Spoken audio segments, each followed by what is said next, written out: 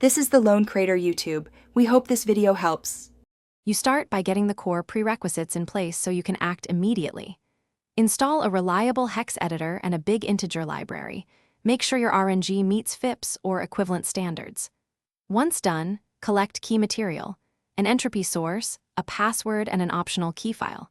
Initialize a controlled test environment with a sample plaintext and a reproducible seed so you can iterate safely. This prevents silent failures and lets you verify each step as you proceed. You now execute the cipher workflow while observing how and why transformations matter. First, derive strong keys using PBKDF2 or Argon2 with a high iteration count, salt, and memory parameters so brute force becomes impractical.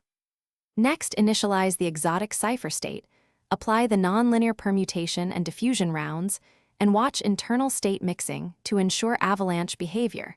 This is why round counts matter. Finally, compute an authentication. You finish by packaging outputs and validating integrity so your result is deployable. Serialize ciphertext and metadata in a clear format, encrypt metadata if needed, then securely erase ephemeral keys and intermediate buffers to avoid leakage.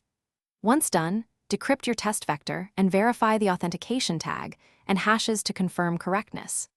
If something goes wrong, reseed the RNG, increase KDF iterations or memory limits, and enable verbose logging so you can trace state transitions and find the root cause quickly.